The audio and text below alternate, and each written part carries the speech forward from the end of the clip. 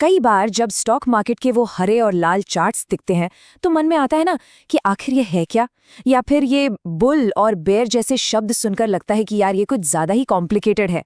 अगर ऐसा लगता है तो बिल्कुल सही जगह आए हैं। चलिए आज मिलकर शेयर बाजार की इस पहेली को सुलझाते हैं। तो सबसे बड़ा सवाल यही है, शेयर बाजार असल में है क्या? क्या ये सिर्फ एक जटिल जुआ है या फिर इसमें सच में तरक्की का कोई रास्ता है? चलिए आज इसी गुत्थी को सुलझाते हैं और इसके हर पहलू को बहुत ही आसान भाषा में समझते हैं। तो ठीक है, ये रहा हमारा आज का रोड मैप। सबसे पहले हम जानेंगे कि स्टॉक्स की जरूरत ही क्यों पड़ती है, फिर देखेंगे कि बाजार में एंट्री कैसे मिलती है। इसके बाद बाजार की खास भाषा को समझेंगे, एनालिसिस के 2 तरीकों को जानेंगे और आखिर में जो सबसे जरूरी है, रिस्क और अपनी सोच को कैसे कंट्रोल करें, वो सीखेंगे। किसी भी चीज में पैसा लगाने से पहले ये समझना तो जरूरी है ना कि वो चीज है क्या और आई कहाँ से। तो चलिए सबसे पहले इसी बुनियादी सवाल का जवाब ढूंढते हैं कि भाई ये स्टॉक्स होते ही क्यों हैं। ये नाम तो सबने सुना ही होगा, आईपीओ। जब भी कोई नई कंपनी बाजार में आती है तो इसकी बड़ी चर्चा होती है। तो आईपीओ का मतलब है इनिशियल पब्लिक ऑफरिंग। ये वो लम्हा होता है जब कोई प्राइवेट कंपनी पहली बार अपने दरवाजे आम जनता के लिए खोलती है और अपने शेयर बेचती है। तो आखिर ये कंपनियां आईपीओ लाती ही क्यों हैं? चलिए एक उदाहरण से समझते हैं। मान लीजिए एक कंपनी है XYZ इलेक्ट्रिक। उसे एक नया प्लांट लगाने के लिए 1000 करोड़ रुपए चाहिए। अब उसके पास एक रास्ता है कि वो बैंक से भारी ब्याज पर लोन ले। दूसरा रास्ता है कि वो आईपीओ लाए और आम लोगों से पैसा जुटाए। दूसरा रास्ता बेहतर है क्योंकि इसमें कंपनी को कोई ब्याज नहीं देना पड़ता। कंपनी को अपना पैसा मिल जाता है और पैसा लगाने वालों को कंपनी में हिस्सेदारी। है ना कमाल की बात? अच्छा, तो ये तो समझ आ गया कि कंपनियां बाजार में क्यों आती हैं। पर अब सवाल ये है कि हम जैसे लोग इस बाजार में कैसे एंट्री ले सकते हैं। चलिए अब इसके प्रैक्टिकल स्टेप्स को समझते हैं। यहाँ पर ना 2 तरह के बाजार होते हैं। एक है प्राइमरी मार्केट, जहाँ कहानी शुरू होती है, यानी आईपीओ के जरिए शेयर्स सीधे कंपनी से मिलते हैं। और फिर आता है सेकेंडरी मार्केट, जहाँ असली एक्शन होता है। ये वो जगह है जहाँ एक बार शेयर लिस्ट हो जाने के बाद हम और आप जैसे निवेशक आपस में उनकी रोजाना खरीद बिक्री करते हैं। अब जैसे बैंक में पैसा रखने के लिए बैंक अकाउंट चाहिए होता है, ठीक वैसे ही शेयर खरीदने और बेचने के लिए एक ब्रोकरेज अकाउंट या डीमैट अकाउंट की जरूरत होती है। इसे आप अपने निवेश का एक डिजिटल लॉकर समझ सकते हैं, जहां आपके सारे शेयर सुरक्षित रखे होते हैं। चलिए अब उस हिस्से पर आते हैं जो अक्सर लोगों को थोड़ा डराता है, बाजार की भाषा। लेकिन यकीन मानिए, पूरी डिक्शनरी याद करने की जरूरत नहीं है। बस कुछ जरूरी शब्द समझ लीजिए और फिर फाइनेंशियल न्यूज़ आपको एक पहेली नहीं लगेगी। बाजार का मोड समझने के लिए बस इन 2 जानवरों को याद रखिए।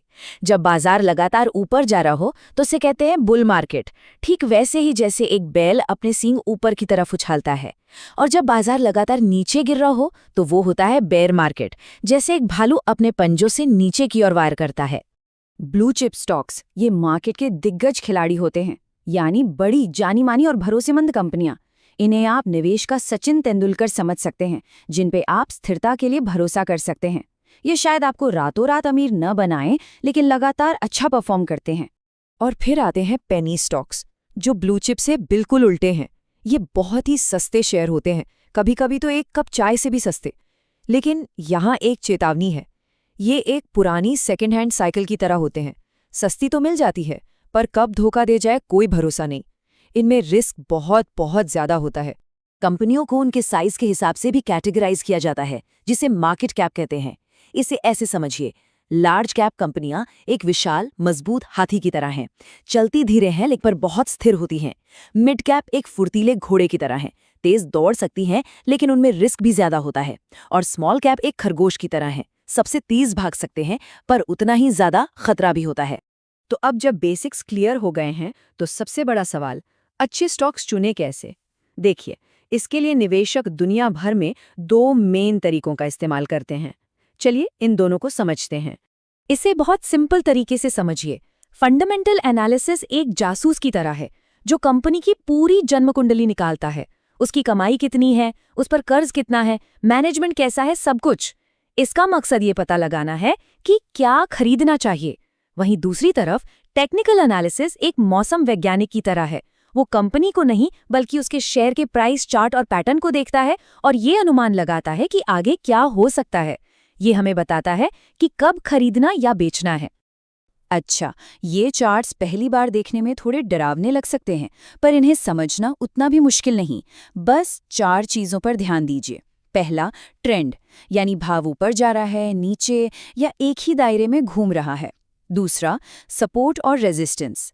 समझिए, सपोर्ट वो मजबूत फर्श है जहां से कीमत बार बार ऊपर उछलती है, और रेजिस्टेंस वो छत है जिससे टकराकर कीमत नीचे आती है। तीसरा है कैंडलस्टिक। ये हरी और लाल मोमबत्तियां हमें खरीदारों और बेचने वालों की लड़ाई की कहानी बताती हैं। और चौथा, वॉल्यूम। वॉल्यूम बताता है कि किसी भी मूव के पीछे कितनी ताकत है। अब आते हैं सबसे ज़रूरी हिस्से पर, जो किसी भी एनालिसिस से ज़्यादा ज़रूरी है, और वो है रिस्क और अपनी भावनाओं को मैनेज करना। यही असली परीक्षा है। अपनी मेहनत की कमाई को सुरक्षित रखने के लिए कुछ नियम बहुत ज़रूरी हैं, और सबसे पहला और सुनहरा नियम है, कभी भी अपने सारे अंडे एक ही टोकरी में मत रखो। मतलब अपना सारा पैसा किसी एक स्टॉक में मत लगाइए, इसे अलग अलग स्टॉक्स और सेक्टर्स में फैलाइए। इसी को डाइवर्सिफिकेशन कहते हैं। इसके साथ साथ लगातार निवेश करना और अपने रिस्क को समझना भी उतना ही ज़रूरी है। ये बात बिल्कुल सच है। असली लड़ाई ना चार्ट्स या नंबरों से नहीं होती, असली लड़ाई तो खुद की भावनाओं से होती है। लालच और डर, ये वो 2 भावनाएं हैं जो बाजार में सबसे ज्यादा नुकसान कराती हैं। लालच में आकर ऊंचे दाम पर खरीद लेना और डर में आकर नुकसान में बेच देना। एक सफल निवेशक वही है जो इन दोनों भावनाओं पर काबू पा लेता है और डिसिप्लिन्ड होकर फैसले लेता है। तो चलिए आज की सारी बातचीत के 4 सबसे जरूरी पॉइंट्स को फटाफट दोहराते हैं। पहला, स्टॉक सिर्फ एक नंबर नहीं, किसी कंपनी में आपकी हिस्सेदारी है।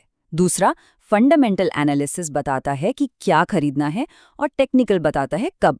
तीसरा, डाइवर्सिफिकेशन यानी अपने निवेश को फैलाना रिस्क कम करने का सबसे अच्छा तरीका है।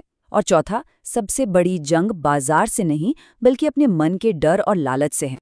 और आखिर में ये सवाल, देखिए, बाजार एक बहुत शक्तिशाली टूल है। ये न तो अच्छा है न बुरा। सवाल बस ये है कि इस टूल को सही तरीके से इस्तेमाल करने के लिए तैयारी कैसे की जाए।